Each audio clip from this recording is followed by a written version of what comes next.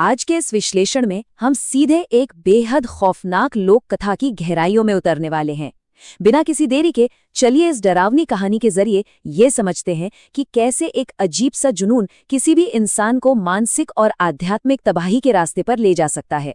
हम परी की उस कहानी के पन्ने पलटेंगे जो सुनने में भले ही एक किस्सा लगे, लेकिन इसके पीछे छिपी सच्चाई रोंगटे खड़े कर देने वाली है।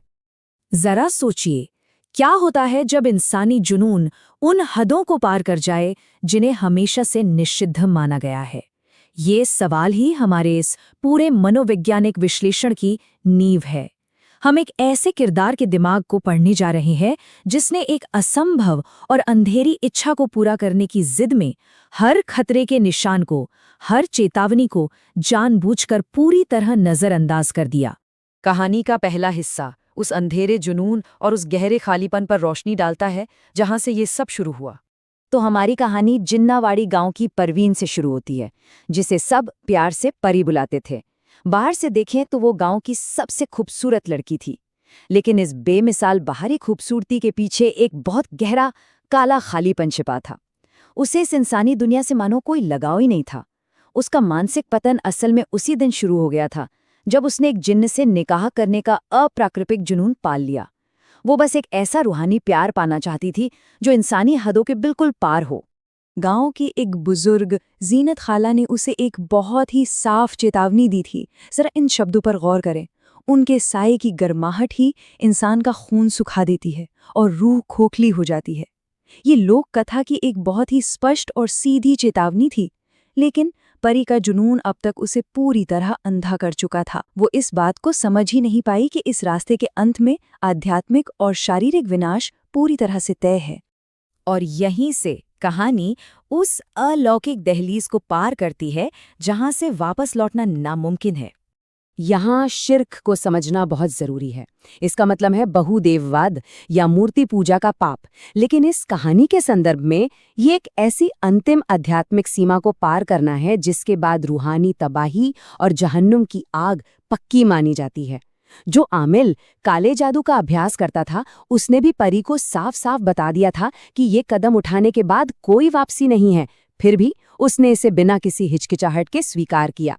परी की मानसिकता इस कदर बिगड़ चुकी थी कि उसने हर खौफनाक चेतावनी को पूरी तरह नजरअंदाज कर दिया। जरा आमिल के तहखाने का ये मंजर तो सोचिए।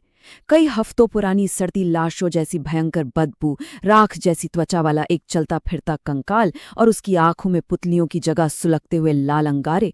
ये शारीरिक और मानसिक रूप से इतना विभत्स दृश्य था, लेकिन परी का पागलपन इतना हावी था कि उसे इसमें कोई डर नजर नहीं आया।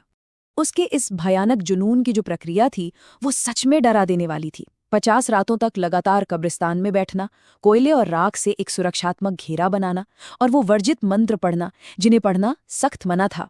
और सबसे भयानक बात, ये अनुष्ठान करने के लिए उसे जो किताब दी गई थी उसके पन्ने इंसानी खाल से बने हुए थे। ये अंधकार की तरफ उठाया गया एक बहुत ही खौफनाक कदम था। अब हम आते हैं इस कहानी के उस हिस्से पर जहां पागलपन और मानसिक पतन अपनी चरम सीमा पर पहुंच जाते हैं। पहली ही रात से अनुष्ठान का खौफनाक असर दिखना शुरू हो गया। अलौकिक शक्तियों ने तुरंत उसकी मानसिक स्थिरता का इम्तिहान लिया। उसकी सहेली बुशरा का एक शैतानी भ्रम पैदा हुआ, जिसके मुंह से काला खून बह रहा था और जो सुरक्षा घेरे के अंदर आने के लिए जोर जोर से चीख रही थी। ये उस अनुष्ठान का अत्यधिक मनोवैज्ञानिक दबाव था जो किसी भी आम इंसान को मानसिक रूप से वहीं चकनाचूर कर सकता था। और इस खौफनाक अनुष्ठान की कीमत उसे शारीरिक रूप से भी चुकानी पड़ी। जरा तुलना करके देखिए, अनुष्ठान से पहले की वो चमकती हुई खूबसूरती, जीवन से भरी वो लड़की, और 30वें दिन तक उसकी हालत क्या हो गई थी। मुर्दे जैसी पीली त्वचा, आंखों की जगह गहरे काले गड्ढे और भारी घरघराहट वाली सांसें। ये सीधे तौर पर दिखाता है कि कैसे उसकी इंसानियत सचमुच एक एक करके खत्म हो रही थी। इस भयानक उदाहरण पर जरा गौर कीजिए। मैं वहां जाती हूं जहां मेरा आशिक मेरा इंतजार कर रहा है। जब उसकी डरी हुई सहेलियों ने उसे रोकने की कोशिश की तो परी का यही जवाब था। ये एक वाक्य पूरी तरह से दर्शा देता है कि वो वास्तविकता से किस कदर कट चुकी थी। ये एक पूर्ण मानसिक भ्रम की स्थिति थी जहां उसे अपनी मौत जैसी हालत भी एक खूबसूरत प्रेम कहानी लग रही थी। और अब हम इस कहानी के सबसे डरावने हिस्से की तरफ बढ़ते हैं, अंतिम परिणाम। ये सब अचानक नहीं हुआ था, बल्कि ये खौफ के बढ़ने का एक व्यवस्थित क्रम था। पहले दिन बुशरा के भ्रम ने उसे परखा। 30वें दिन तक इंसानियत पूरी तरह खो चुकी थी और फिर आता है 50वां दिन, काले चांद की वो रात जब अंतिम और सबसे भयानक परिणाम सामने आने वाला था। अंक 10। यहाँ ये कोई साधारण अंक नहीं है, ये उस इफरीत जिन्न की वास्तविक भयानक 10 फुट लंबी ऊंचाई को दर्शाता है, जिसने आखिरकार परी की पुकार का जवाब दिया। वो झुलसी हुई खाल और टपकते हुए खून के साथ जब अंधेरे को चीरते हुए बाहर निकला, तो रूहानी मोहब्बत का कोई भी भ्रम टूटने के लिए वो दृश्य ही काफी था। इसके बाद जो तबाही मची उसकी कोई कल्पना भी नहीं कर सकता। अचानक हवा में गंधक और जलते हुए गोश्त की तेज बदबू फैल गई। बुशरा को लोहे के भालों जैसे नाखूनों से बेरहमी से चीर दिया गया और बानों को एक ही क्रूर प्रहार में धड़ से अलग कर दिया गया। ये अचानक हुई हिंसा इतनी चरम पर थी कि उसने परी के हर भ्रम को एक पल में चकनाचूर कर दिया और उसे एक ऐसी भयानक सच्चाई के सामने लाकर खड़ा कर दिया जहां से लौटने का कोई रास्ता नहीं था। और यहीं पर इस पूरी कहानी का सबसे बड़ा और दुखद मोड़ आता है, अंतिम विश्वासघात। वो आमिल असल में कोई इंसान था ही नहीं, वो तो भेस बदलकर बैठा वही इफरीत जिन था। ये पूरा अनुष्ठान कभी प्यार के बारे में था ही नहीं, ये तो राक्षसों के लिए इंसानी खून पीने और इस दुनिया में दाखिल होने का एक सीधा निमंत्रण था।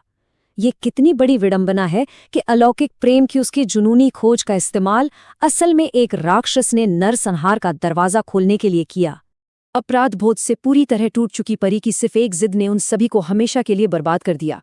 लोक कथाएं बताती हैं कि आज भी उस वीरान कब्रिस्तान से सुबह होने से ठीक पहले 3 लड़कियों के गला घुटने की भयानक आवाजें गूंजती हैं। कैसे एक इंसान के अहंकार और मानसिक पतन का नतीजा अनंत शाप में बदल जाता है, यह घटना इसी बात की खौफनाक गवाही देती है। आज के इस विश्लेषण के अंत में एक ऐसा सवाल जो हम सबको सोचने पर मजबूर कर देगा। कब किसी अंधेरी इच्छा को पूरा करने की जिद एक चुनाव न रहकर खुद की ही खोदी हुई कब्र बन जाती है? महत्वाकांक्षा और पूर्ण विनाश के बीच की ये भयानक सीमा सचमुच रोंगटे खड़े कर देती है। ये एक ऐसा सवाल है जो हमारे जहन में हमेशा गूंजता रहेगा। इस गहराई से भरे विश्लेषण में साथ बने रहने के लिए बहुत बहुत धन्यवाद।